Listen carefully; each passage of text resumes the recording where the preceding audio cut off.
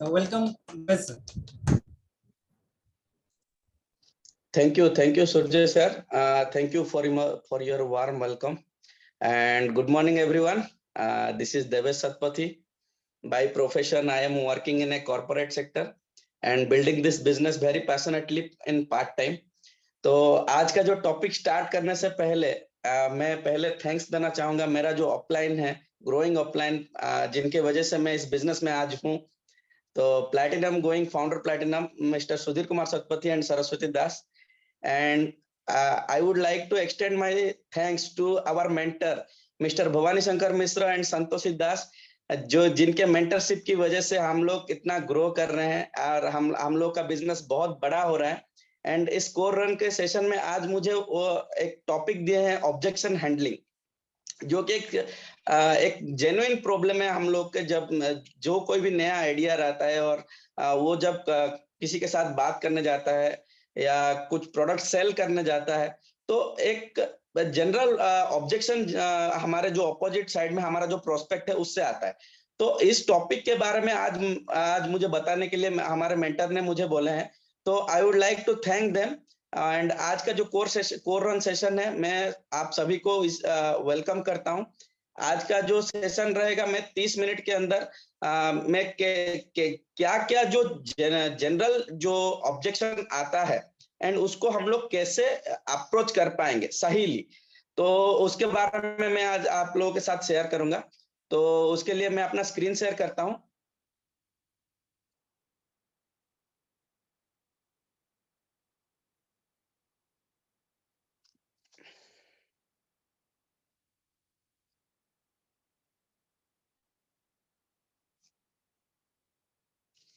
Sir, क्या मेरा screen visible हो रहा है? Yes, देवेश, हो रहा है. Okay, thank you sir. तो ऑब्जेक्शन हैंडलिंग, तो फर्स्ट हम लोग जानेंगे कि ऑब्जेक्शन क्या होता है. ऑब्जेक्शन क्या होता है ना, जब भी हम लोग कुछ सेल करने जाते हैं या हमारा बिजनेस प्लान दिखाने जाते हैं हमारे प्रोस्पेक्ट को, वो अपना कुछ कंसर्न हमारे सामने रखते हैं, तो उसको हम लोग ऑब्जेक्शन बोलते हैं. एंड ऑब्जेक्शन हैंडलिंग क्या है, हम लोग कैसे उनके जो कंसर्न है उसको कैसे हम लोग कौन से अप्रोच में हम लोग उनका जो कंसर्न है उसको एड्रेस करते हैं, वो ऑब्जेक्शन हैंडलिंग होता है. ऑब्जेक्शन हैंडलिंग एक ऐसा चीज है जिसमें 99% इज योर एटीट्यूड, जो कि आप लोग कैसे बिहेव कर रहे हैं, कैसे अप्रोच कर रहे हैं उनके क्वेश्चन को. आप क्या बोल रहे हैं वो मायने नहीं रखता, लेकिन आपका बॉडी लैंग्वेज क्या है, आप किस तरह से अप्रोच कर रहे हैं, तो वो बहुत मैटर करता है. तो ऑब्जेक्शन हैंडलिंग का एक सिंपल तरीका है, तो उसके बारे में मैं बताऊंगा कि ऑब्जेक्शन हम लोग 4 स्टेप में हम लोग कंफर्म कर सकते हैं. ये 4 स्टेप क्या होता है, बेसिकली हम लोग उसको बोलते हैं एससीआर टेक्निक. तो एससीआर क्या होता है, पहले हम लोग एक्नॉलेज करेंगे जो भी वो कंसर्न पूछ रहे हैं उसको, हम लोग वो क्वेश्चन जो पूछे हैं उसके लिए उनको एक्नॉलेज करना बहुत जरूरी है. एंड सेकेंड जो चीज है, क्लैरिफाई करना क्यों जरूरी है. जब हम लोग उनसे क्लैरिफाई करते हैं कि क्या सिर्फ आपका यही डाउट है या इसी डाउट के लिए आप इस बिजनेस को नहीं कर रहे हैं. अगर हम लोग उनको क्लैरिफाई नहीं करेंगे तो वो क्या करेंगे, एक जो ऑब्जेक्शन होता है वो दूसरे ऑब्जेक्शन में चला जाएगा, दूसरे ऑब्जेक्शन तीसरे ऑब्जेक्शन में चला जाएगा, तीसरा ऑब्जेक्शन चौथा ऑब्जेक्शन में चला जाएगा. ऐसे ऑब्जेक्शन आता रहेगा. लेकिन अगर हम लोग पहले से ही क्लैरिफाई कर देते हैं कि क्या आपका सिर्फ यही ऑब्जेक्शन है, क्या आपका यही एक डाउट है, तो वो क्या करेंगे, ज्यादातर एक या दो ऑब्जेक्शन बोलेंगे. इससे क्या होगा कि हमारे तरफ आसान हो जाएगा. एक दो ऑब्जेक्शन को अगर हम लोग एड्रेस करेंगे जितना आसानी होगा, या वो क्वेश्चन के ऊपर क्वेश्चन पूछते रहेंगे, क्वेश्चन के ऊपर क्वेश्चन पूछते रहेंगे, वो आंसर करने में हम लोग को ज्यादा आसानी होगा. तो पहले ये एक चीज है कि हम लोग को क्लैरिफाई कर देंगे, तो ये वो एक या दो ऑब्जेक्शन बोलेंगे, तो उसी दो ऑब्जेक्शन को हम लोग को हैंडल करना है. नेक्स्ट चीज है कि हम उनको क्लैरिफाई करने के बाद उनका जो ऑब्जेक्शन है उसको हम लोग एड्रेस करेंगे, उसको हम लोग रेस्पॉन्स करेंगे. एंड नेक्स्ट चीज है, हम लोग जैसे भी हम लोग रेस्पॉन्स करने के बाद हम लोग उनसे कंफर्मेशन लेंगे, क्या वो सेटिस्फाइड है इस हमने जो बोला है. वो अगर सेटिस्फाइड है तो एक ये जो हमारा जो ये हो ना कम्युनिकेशन होता है, एक प्रोस्पेक्ट के तरफ से और एक हमारे तरफ से, ये एक 2 वे कम्युनिकेशन है. प्रोस्पेक्ट अगर कुछ ऑब्जेक्शन बोले, अगर हम लोग उसको रेस्पॉन्स किए, अगर वो प्रोस्पेक्ट को समझ में नहीं आया, तो वो कम्युनिकेशन सक्सेसफुल नहीं हो पाएगा। वो कभी भी जो हमारा जो प्रोस्पेक्ट है वो कन्वर्ट नहीं हो पाएंगे। हम लोग जो सेल करने जाते हैं एक प्रोडक्ट को, अगर सपोज मान लीजिए हम लोग कुछ प्रोटीन पाउडर सेल करने गए, अगर वो एक हमको कुछ ऑब्जेक्शन पूछे प्रोटीन पाउडर के बारे में, अगर हम लोग सही से कम्युनिकेट नहीं कर पाए हमारे प्रोडक्ट के बारे में, हमारे जो यूएसपी है प्रोडक्ट के बारे में, प्रोडक्ट का जो यूएसपी है उससे उनको क्या फायदा होगा, ये अगर हम लोग राइटली उनके पास वो इंफॉर्मेशन नहीं पहुंचा पाएंगे, तो कम्युनिकेशन सक्सेसफुल नहीं हुआ। तो उनको क्लैरिटी नहीं मिला कि हाँ हमारे प्रोटीन में ये फायदा है, तो वो प्रोडक्ट क्यों लेंगे? तो हमारा जो सेल्स क्लोज वहां पे नहीं हो पाएगा। तो इसीलिए हम लोग जब भी जो ऑब्जेक्शन को एड्रेस करेंगे, उसके बाद कंफर्मेशन लेना बहुत जरूरी है। तो अभी हम लोग बात करेंगे नेटवर्क मार्केटिंग में कितना ऑब्जेक्शन होता है। तो ये जो ऑब्जेक्शन है हमारे जो बिजनेस में, ये गिन चुन कर 8 से 10 ऑब्जेक्शन है। तो आप कहीं पे भी चले जाए, कहाँ किसी भी प्रोस्पेक्ट के साथ बात करें, यही 8 से 10 ऑब्जेक्शन ही आता है। इस 8 से 10 ऑब्जेक्शन को हम लोग कैसे हैंडल करेंगे, इसके लिए हमारे पास एक बुक है, लॉन्चिंग योर फ्यूचर, जो कि एक बहुत बढ़िया बढ़िया बुक है। उसमें पूरा क्लियरली लिखा गया है कि कैसे हम लोग ये जो ऑब्जेक्शन है उसको कैसे हैंडल करेंगे। तो ये जो मोस्ट कॉमन 8-10 क्वेश्चंस है जो कि जनरली एक प्रोस्पेक्ट का रहता है, तो उस ऑब्जेक्शन को हम लोग कैसे हैंडल करेंगे, आज हम लोग उसी चीज के बारे में बताएंगे। मैं आपको उसी चीज के बारे में बताना चाहूंगा। तो पहला ऑब्जेक्शन आता है कि जब भी हम लोग किसी जो कि एक जॉब क्लास पीपल है, जो जॉब करता है, तो उसको अगर हम लोग बिजनेस प्लान दिखाने जाते हैं, तो वो उसका जनरल एक ही क्वेश्चन आता है कि मेरा टाइम नहीं, आई डोंट हैव टाइम। तो पहले जैसा कि मैंने बताया, एक्नॉलेज करना है। एक्नॉलेज कैसे करेंगे कि हाँ सर, मैं मानता हूं कि आपने जो बोला कि आपके पास टाइम नहीं है, ये बिल्कुल आपने सही बोला है। लेकिन क्या यही एक ही वजह है कि आप जो बोल रहे हैं कि मेरे पास टाइम नहीं है, क्या ये एक ही वजह है जिसके लिए आप इस बिजनेस को, ये अपॉर्चुनिटी को मतलब करने से मना कर रहे हैं? तो वो क्या बोलेगा, सोचेगा हाँ एक दो, हाँ ठीक है, नहीं नहीं मेरे पास टाइम ही नहीं है। तो आप उसको रेस्पॉन्स कर सकते हैं, फर्दर आप उसको रेस्पॉन्स कर सकते हैं कि हाँ सर, मैं भी ऐसे ही सोच रहा था, मैं भी एक जॉब में हूँ, मैं भी 10 से 12 घंटा जॉब करता हूँ, मैं भी यही सोच रहा था कि मेरे पास टाइम नहीं है। लेकिन मेरे मेंटर ने मुझे बताया कि कैसे मैं पार्ट टाइम में इस बिजनेस को बिल्ड कर सकता हूं। एंड आप देखेंगे इस अपॉर्चुनिटी में जितने भी सक्सेसफुल लोग हैं, वो पार्ट टाइम में ही इस बिजनेस को स्टार्ट किए हैं। पार्ट टाइम से ही इस बिजनेस को एक बड़ा बिजनेस हम लोग बना सकते हैं। पार्ट टाइम, स्पेयर टाइम, हमारा जो अनयूटिलाइज्ड टाइम है, उस टाइम को लेके हम इस बिजनेस को बना सकते हैं। तो उसको हमको ये दिखाना है कि उसके पास टाइम है, लेकिन वो उस टाइम को यूटिलाइज नहीं कर पा रहे। तो अगर हम लोग उसको ये चीज बता पाएंगे, तो ये हमारा जो ऑब्जेक्शन जो वो रेज किया है कि नहीं मेरे पास टाइम नहीं है, तो हम लोग उसको प्रॉपरली हैंडल कर पाएंगे। नेक्स्ट ऑब्जेक्शन आता है, आई डोंट हैव मनी। इस बिजनेस को हैंडल करने के लिए मनी की जरूरत नहीं है, इन्वेस्टमेंट करने की जरूरत नहीं है। पहला चीज है, इन्वेस्टमेंट इस बिजनेस में इन्वेस्टमेंट लगता नहीं है, और जो भी इन्वेस्टमेंट लगता है, नेग्लिजिबल इन्वेस्टमेंट लगता है, वो खुद के ऊपर लगता है, खुद का स्किल डेवलप करने के लिए लगता है। लेकिन इस बिजनेस में हम लोग क्या करते हैं, प्रोडक्ट यूज करते हैं। हमारा जो घर में जो डे टू डे लाइफ में जो प्रोडक्ट यूज हो रहा है, उसी प्रोडक्ट को यूज करते हैं। एंड ये जो बोल रहा है कि वहां बहुत सारे स्टूडेंट इस बिजनेस में आते हैं, बिजनेस अपॉर्चुनिटी में आते हैं, जो कि जनरली यही एक चीज बोलते हैं कि मेरे पास पैसा नहीं है, मैं ये बिजनेस नहीं कर पाऊंगा।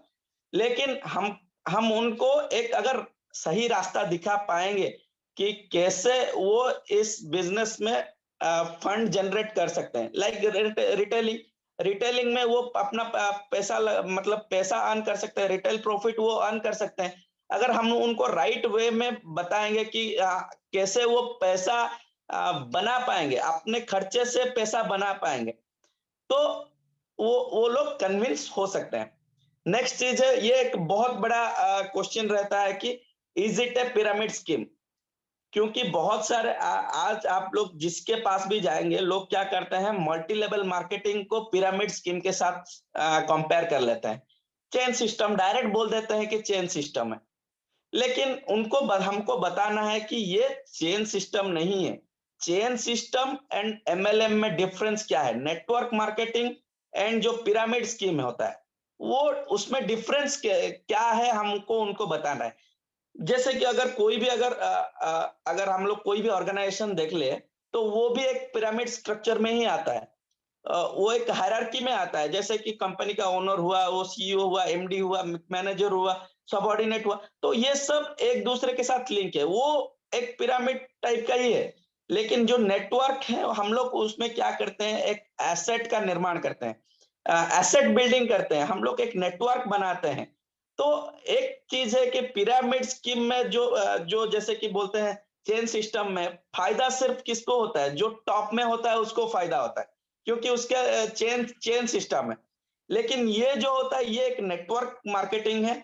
नेटवर्क मार्केटिंग में जो जितना बिजनेस करेगा, जो जितना जल्दी बिजनेस करेगा, उसको प्रॉफिट होगा, ना कि जो पहले आया या जो बाद में आया, उससे उसको फर्क पड़ता है।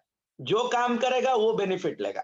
तो ये एक चीज है कि हमको उनको बताना है कि चेन सिस्टम क्या होता है एंड एमएलएम सिस्टम क्या होता है, मल्टी लेवल मार्केटिंग, और जो नेटवर्क मार्केटिंग है उसका क्या फायदा है। तो हमको ये दोनों को बताना है। नेक्स्ट एक ऑब्जेक्शन आता है, प्रोडक्ट आर एक्सपेंसिव। और ये हमारे जो हम जब प्रोडक्ट सेल करने जाते हैं किसी को, तो एक चीज तो आता है कि आपका प्रोडक्ट बहुत अच्छा है लेकिन एक्सपेंसिव है। एक्सपेंसिव कौन सा चीज नहीं है? अगर हम लोग अगर क्वालिटी का चीज देखेंगे, तो क्वालिटी का चीज अगर हमेशा से एक्सपेंसिव होता ही है।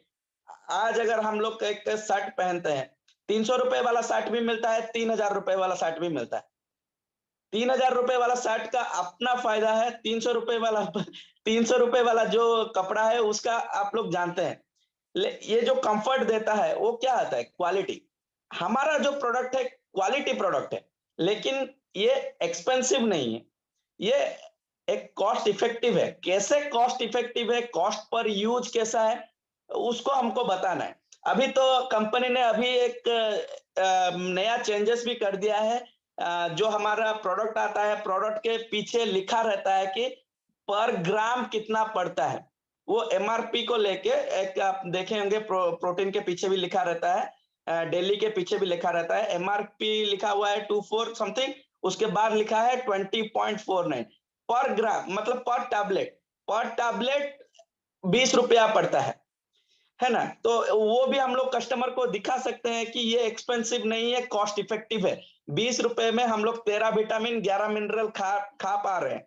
20 रुपए में आजकल तो एक संतरा और एक एप्पल भी नहीं मिलता है। तो ये प्रोडक्ट एक्सपेंसिव कैसे हो सकता है? और अगर ये प्रोडक्ट एक्सपेंसिव ही है, तो इस बिजनेस में इतने सारे लोग, इतना सारा टर्नओवर कैसे हो पा रहा है? तो पहला चीज है कि हमको उनको बताना है कि इसका कॉस्ट पर यूज कितना कम पड़ता है एंड ये कैसे कॉस्ट इफेक्टिव है। नेक्स्ट एक ऑब्जेक्शन है, मोस्ट कॉमन ऑब्जेक्शन है, I have to think about it. तो मैं सोच के आपको बताऊंगा इस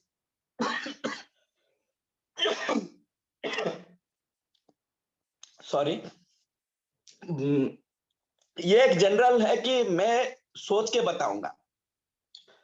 इसका मतलब है कि उनको कॉन्फिडेंस नहीं आ पाया कि हम लोग हमारे प्रोडक्ट में हम लोग जो बोले हैं उनको, तो हम उनको ऐसे एड्रेस कर सकते हैं कि ठीक है, आप बिजनेस मत कीजिए अभी, अभी आप प्रोडक्ट, हमारा जो प्रोडक्ट है उसको ट्राई कर सकते हैं। अगर आपको अच्छा लगा, प्रोडक्ट अच्छा लगा, तो आप इस बिजनेस को भी अपना सकते हैं, क्योंकि इस बिजनेस से आप ही का फायदा है। तो उनको पहले हम लोग क्या कर सकते हैं, प्रोडक्ट को यूज करने के लिए रेकमेंड कर सकते हैं, है ना? अगर जब जब वो प्रोडक्ट यूज करेंगे तो उनको पसंद आएगा ही आएगा। नेक्स्ट चीज है कि नेक्स्ट बहुत लोग पूछते हैं कि आप कितने सालों से इस बिजनेस को कर रहे हैं।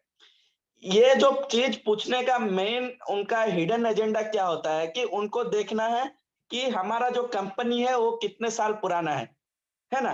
कि वो एक मतलब ये चेक करना चाहते हैं कि नहीं, ये ट्रस्टवर्दी है कि नहीं। तो आप बता सकते हैं कि ये हमारा जो बिजनेस, ये जो हमारा जो बिजनेस स्टार्ट हुआ है 1959 से स्टार्ट हुआ है, 110 कंट्री में अभी चल रहा है। तो अभी इंडिया में 20 साल कंप्लीट हो चुका है। एंड मैं इस बिजनेस में 1 साल, 2 साल, 3 साल, जितने साल से भी है, मैं पहले से जो 1 साल से 3 साल से मैं इस बिजनेस को कर रहा हूँ और आज एक सक्सेसफुल पोजीशन में हूँ एंड अच्छा इनकम कर रहा हूँ। तो ये बताने से उनको क्या होगा कि एक कॉन्फिडेंस मिल पाएगा कि इस बिजनेस इतना पुराना है एंड हम उसको ट्रस्ट कर सकते हैं। नेक्स्ट ऑब्जेक्शन आता है कि आई डोंट नो एनीवन, है ना? तो ये जनरली हर किसी का प्रॉब्लम होता है, मैं तो किसी को जानता नहीं हूँ, प्रोडक्ट किसको सेल करूँ? तो हम उनको बता सकते हैं कि मैं भी जब इस बिज़नेस में आया था, तो मैं भी सोच रहा था कि मैं तो किसी को जानता नहीं हूँ। मैं कैसे इस बिज़नेस को कर पाऊँगा?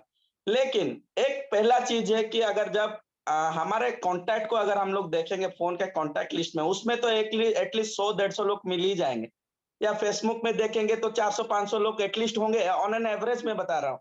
तो मैं इतने लोगों को एटलीस्ट जानता हूँ, 400 लोगों को कुछ ना कुछ तरीके से जानता हूँ। मैं भी उनको पूरा फ्रीक्वेंटली कॉन्टैक्ट नहीं हो पाता है, लेकिन मैं जानता हूँ। तो 400 से प 500 अगर हमारे पास नेम लिस्ट है, तो हम लोग तो किसी न कितने लोगों को जानते हैं। तो आप बता सकते हैं ऐसे कि हम इतने लोगों को जानते हैं। तो इन लोगों को लेके हम इस बिज़नेस को बिल्ड कर सकते हैं, इन लोगों को लेके हमारा प्रोडक्ट को हम लोग मूव कर सकते हैं। नेक्स्ट है कि नेक्स्ट एक कॉमन ऑब्जेक्शन होता है कि I am not good at sales. तो बहुत सारे लोग बोलते हैं कि मैं तो सेल्स जानता नहीं हूँ, मुझे सेल आता नहीं है, मैं सेल नहीं कर पाऊँगा। तो पहला चीज़ है कि हम लोग इस बिज़नेस में सेल नहीं कर रहे हैं।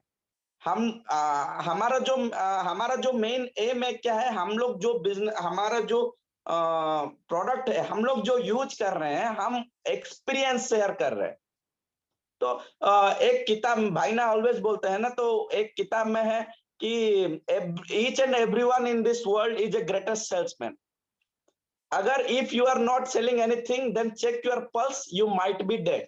तो इसका मतलब क्या है, हम लोग अपना डे टू डे लाइफ में कुछ ना कुछ सेल करते हैं। अगर हमको कुछ चीज पसंद आया तो हम लोग किसी को रेफर कर देते हैं, भाई ये चीज अच्छा है, तू यहाँ से खरीद ले सकता है, यहाँ का रसगुल्ला अच्छा है, यहाँ का मिठाई अच्छा है, यहाँ से फोन, ये वाला कंपनी का फोन अच्छा है, ये वाला कार अच्छा है। ये हम लोग हर किसी को रेकमेंड कर रहे हैं, आज के डेट में भी रेकमेंड कर रहे हैं, लेकिन उस रेकमेंड से हमको कुछ फायदा नहीं हो पा रहा है। लेकिन इस बिजनेस में हम लोग जो प्रोडक्ट यूज किए, उसको अगर हम लोग रेकमेंड करते हैं, तो हम लोग पैसा अर्न कर रहे हैं। रेफरल से हम लोग पैसा पैसा अर्न कर, लेकिन हम लोग इससे सेल्स नहीं कर रहे हैं। हम बस अपना जो एक्सपीरियंस है, प्रोडक्ट को यूज करके इस बिजनेस अपॉर्चुनिटी हमसे हमको क्या फायदा हुआ, हमारा लाइफ कैसे चेंज हुआ, हम उसको बता रहे हैं, अपना एक्सपीरियंस शेयर कर रहे हैं। तो ये कुछ कॉमन जो ऑब्जेक्शन है, ये 8 या 9 ऑब्जेक्शन है जो कि हर दुनिया के हर किसी कोने में जाते हैं, तो ये 8 या 9 ऑब्जेक्शन आता है। तो ये ऑब्जेक्शन तो है, ठीक है, लेकिन मैं जैसे बताया कि ये ऑब्जेक्शन को हैंडल करना है, ये जो 99% है ये एटीट्यूड होता है। तो हम लोग कैसे हैंडल कर रहे हैं, है ना? जब हम लोग किसी के साथ बात कर रहे हैं, कम्युनिकेशन में क्या होता है, हर किसी पर्सन का एक 3 ईगो स्टेट होता है ना? एक होता है जो ईगो स्टेट जो बोलते हैं, वो एक्चुअली ईगो नहीं होता है। ये कम्युनिकेशन में क्या होता है, 3 फेजेस है। ये 3 फेजेस से एक आदमी का बिहेवियर पता चल जाता है, उसका बॉडी लैंग्वेज पता चल जाता है कि वो कौन से मूड में है, कौन से स्टेट में है एंड हम लोग कौन से स्टेट से उसको बात कर रहे हैं, है ना? तो अगर हम लोग हमारे पास भी वो 3 स्टेज है, हमारे प्रोस्पेक्ट के बाद भी वो 3 स्टेज है ना? वो 3 स्टेज क्या है? एक होता है पेरेंट ईगो स्टेट, एक होता है अडल्ट ईगो स्टेट, एक होता है child ego state. Parent ego state क्या होता है? ऐसे कि जैसे कि पेरेंट्स क्या करते हैं, कमांडिंग होते हैं, कमांडिंग वॉइस में बोलते हैं, है ना? एंड उनका उनका जो एक कंट्रोलिंग वाला स्टेटमेंट देते हैं, तो वो सब पेरेंट ईगो स्टेट में आ गया। अडल्ट ईगो स्टेज क्या होता है? एक लॉजिकल, एक रीजनिंग वाला चीज बोलते हैं, डाटा के साथ बात करते हैं, इफेक्ट मतलब वो क्या होता है, अडल्ट लोग क्या होते हैं, ज्यादा समझदार होते हैं। तो अडल्ट ईगो स्टेट जो होता है वो एक रीजनिंग लॉजिकल स्टेटमेंट वाला बात वहां से निकलता है। चाइल्ड चाइल्ड ईगो स्टेट क्या होता है? चाइल्ड ईगो स्टेट क्या है? चाइल्ड कैसे बिहेव करता है कि जिद्दी होता है, मतलब उस बात में कुछ लॉजिक नहीं रहता है, इलॉजिकल होता है, एक भावुक जैसा बात करते हैं। तो वो 3 ईगो स्टेट है। अगर हम लोग एक कस्टमर के पास जाएंगे, बात करेंगे, तो उनका ईगो स्टेट को देखना है पहले कि वो कौन से ईगो स्टेट में हमसे बात कर रहे हैं। सपोज मान लीजिए कि वो पेरेंट ईगो स्टेट में बात कर रहे हैं और हम भी उनको कुछ ऐसे कमांडिंग वॉइस में हमको बोले, हम लोग भी पूरा रेज होके कमांडिंग वॉइस में उनको अप्रोच कर दिए। तो ये क्रॉस कम्युनिकेशन हो गया, वो सक्सेसफुल नहीं हो पाएगा। हम लोग उनके ऑब्जेक्शन को हैंडल नहीं कर पाएंगे। ऑब्जेक्शन को जो हम लोग जो भी बोलेंगे ना, तो वो ऑब्जेक्शन कभी भी हैंडल नहीं होगा, कभी भी सक्सेसफुल नहीं होगा। तो उनका ईगो स्टेट को जानना बहुत जरूरी है। वो कौन से स्टेट में हमको बात कर रहे हैं, हम कौन से स्टेट में रिप्लाई करेंगे, तो उनका जो ऑब्जेक्शन है उसको राइट वे में हम लोग अप्रोच कर पाएंगे। वो एक बहुत बड़ी चीज है। उनके बिहेवियर से हमको पता चलना चाहिए। उनके बिहेवियर से हम एक अंदाजा लगा सकते हैं कि वो कौन से ईगो स्टेट में है। अगर वो एक पेरेंट ईगो स्टेट में है, तो हम लोग क्या कर सकते हैं, उनको अडल्ट ईगो स्टेट से हम लोग बात कर सकते हैं कि कुछ आप जो बोल रहे हैं ठीक है, सही है, और लेकिन ये जो फैक्ट बता रहा है, ऐसे बोल के हम लोग उनको बता सकते हैं। इससे क्या होगा, क्रॉस कम्युनिकेशन नहीं होगा। सपोज मान लीजिए यहाँ पे 3 ईगो स्टेट है, और हमारा भी 3 ईगो स्टेट है। वो पेरेंट ईगो स्टेट, हमारा पेरेंट ईगो स्टेट, वो क्या हो गया, क्रॉस हो गया। या फिर वो पेरेंट पेरेंट ईगो स्टेट में हमको बोल रहे हैं, हम लोग कुछ दूसरे ईगो स्टेट से चाइल्ड ईगो स्टेट में डायरेक्ट बात कर रहे हैं। तो इससे क्या होता है, क्रॉस कम्युनिकेशन हो जाता है और हम लोग ऑब्जेक्शन को हैंडल नहीं कर पाते। हम लोग क्या बोलते हैं वो अलग बात है, फिर झगड़ा हो जाएगा, और हम लोग का हमारा सेल्स भी क्लोज नहीं हो पाएगा। तो ये बहुत इम्पोर्टेंट चीज है हमारे बिहेवियर को भी कंट्रोल करने के लिए। हम लोग जिस किसी के पास भी बात करने जाते हैं, हम लोग अपना ईगो स्टेट भी देख सकते हैं कि हम लोग कौन से ईगो स्टेट में हमारे प्रोस्पेक्ट को बात कर रहे हैं। हम लोग कौन से ईगो स्टेट में अपना जो हम लोग जो बोलना चाहते हैं, हमारे पास जो चीज है बोलने के लिए, वो कौन से ईगो स्टेट में हम बता सकते हैं। तो ये अगर हम लोग उनको बताएंगे तो ये ज्यादातर इफेक्टिव रहेगा। तो नेक्स्ट मैंने जो बोला कि ऑब्जेक्शन को हम लोग कैसे हैंडल कर सकते हैं। तो हम जितना भी ऑब्जेक्शन होता है, ऑब्जेक्शन को हैंडल करने के लिए कुछ चीज है। पहला चीज है, हमको उनके जो बात है उनको पूरा सुनना चाहिए, पूरा ध्यान से सुनना चाहिए। हमारा कान हमेशा ओपन रहना चाहिए कि वो एक क्वेश्चन पूछ लिया और हम लोग बीच में ही उसका आंसर दे देते, अरे भाई हमको तो ये इस चीज का आंसर पता है, ये 8 ऑब्जेक्शन में ही एक बोल रहे हैं, वो उनका बात खत्म नहीं हुआ है, हम लोग आंसर करना स्टार्ट कर देंगे। तो वो सक्सेसफुल नहीं है, वो ऐसा करना नहीं चाहिए। वो क्या बोल रहे हैं उनको पहले अच्छे से सुनना चाहिए। सॉरी। नेक्स्ट चीज है कि उनको क्वेश्चन, जब हम उनका ऑब्जेक्शन सुनते हैं, एक हम लोग अगर हमारा आंसर भी अगर क्वेश्चन के तरफ उनको पूछे, अगर हम उनको क्वेश्चन पूछे तो उसमें ज्यादा इन्वॉल्वमेंट आएगा। उनको क्वेश्चन पूछेंगे, वही खुद आंसर बता देंगे, तो हमारा ऑब्जेक्शन हैंडलिंग भी उतने उसमें आसान हो जाएगा। एंड एक बहुत बड़ी चीज है कि हमार हम अगर कुछ प्रोडक्ट को सेल करने जा रहे हैं, अगर वो कुछ कंसर्न पूछे हमको, एक सबसे बड़ी चीज है कि हमारा जो प्रोडक्ट हम सेल करना चाहते हैं, उस प्रोडक्ट को हमको एक रिलेट करना पड़ेगा। उस प्रोडक्ट को लेके हम एक सक्सेस स्टोरी बता सकते हैं कि मान लीजिए मैं खुद अपना बताता हूँ कि मैं पहले बहुत नेगेटिव था। एक मल्टीविटामिन डेली मेरे मेरे को बहुत सर्दी होता था, लेकिन मैं चाहता हूं कि मैं न्यूट्रीलाइट डेली बेचूं एक प्रोस्पेक्ट को। वो बोला कि भाई ये तो क्या मेरा स्क्रीन ऑफ हो गया? स्क्रीन ऑफ हो गया।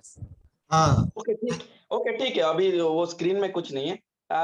सपोज मान लीजिए कि मैं एक बोल रहा हूँ, मेरे को एक न्यूट्रीलाइट डेली सेल करना है, ठीक है।